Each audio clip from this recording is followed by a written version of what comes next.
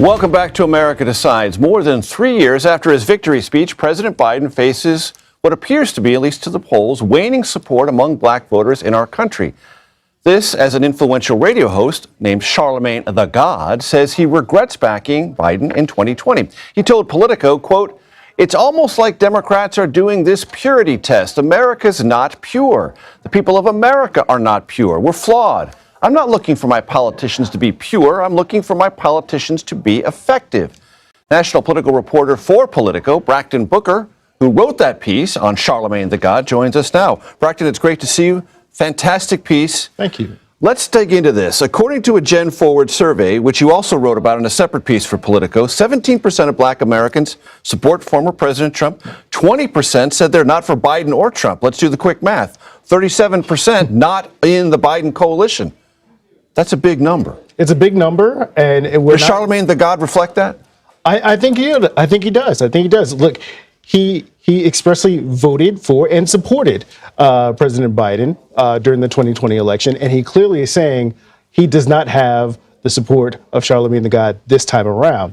And he says that Biden has not been an effective messenger, and he feels that Biden has not kept some of his promises that he made on the campaign trail, and certainly he's not appeared on his radio show since the 2020 election. I think that has something to do with it, too. Is it worth saying that he's not just any radio host?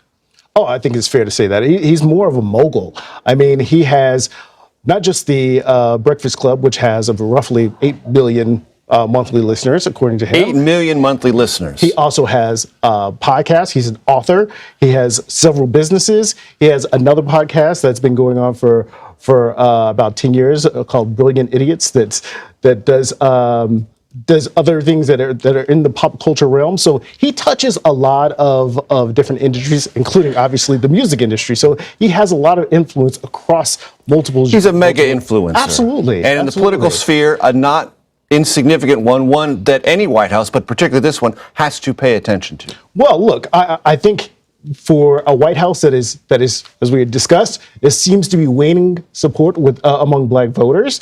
It would seem that you would go to this platform to have a conversation with these voters that seem to be peeling off, or at least don't seem interested in what Biden is selling, to go sell your message, right?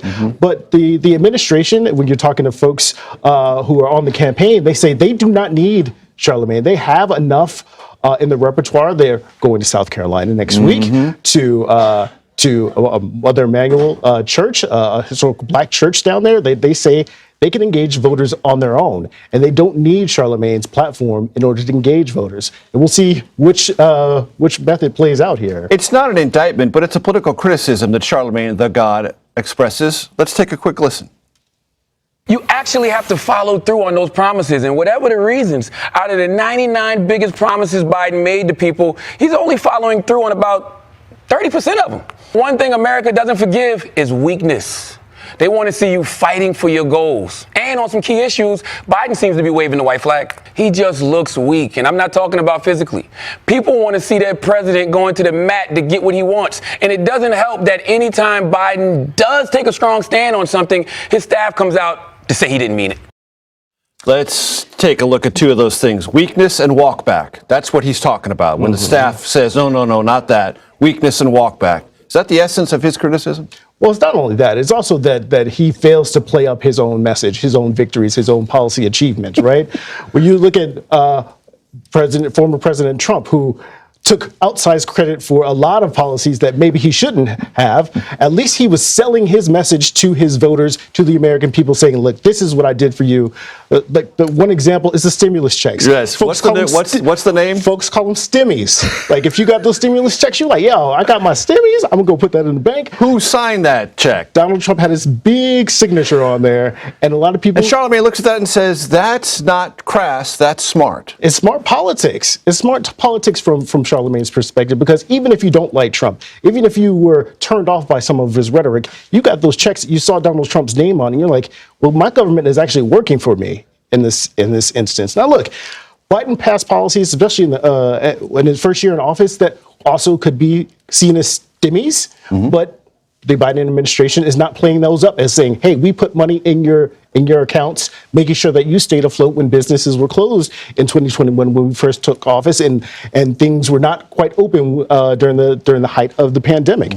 But the Biden administration does not want to take those kind of cues from Trump because they're too busy kind of drawing the contrast of all his legal woes at this point. For 𝗙𝗪𝗓 𝗔𝗢, it started with Kamala Harris.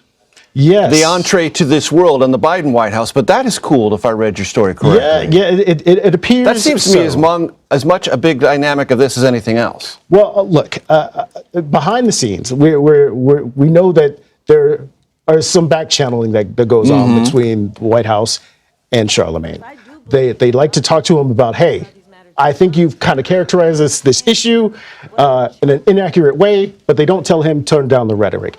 𗙡🪋 eventually endorsed Biden because of his relationship with Kamala Harris. And that has seemed to cool just because he feels like once she got into office, she really kind of took a step back and did not engage as much with him. Now, the last time they talked publicly was on his Comedy Central show. Where that got a little frosty. It got a little frosty. But look, it got frosty, but in that same moment when 𝗙𝗪𝗓 asked Vice President Kamala Harris, who's the real president? Is it Joe Manchin or is it Joe Biden? A lot of people point to that moment as like, that is the real Kamala. Where has that Kamala been? Because she dropped the air of being a vice president and talked directly to him, said, look, you know the answer to that. It's Joe Biden. And how could you use these Republican talking points when you're talking to me, the Vice President Kamala Harris? And people saw that moment like, where has that person been? But publicly, they have not had another public interview like that. And so people are kind of reading between the lines as like, maybe this relationship is not what it once was. Because, I mean, he campaigned with her in South Carolina in 2019. As we like to say, watch this space. Bracken Booker, thanks so much for your time.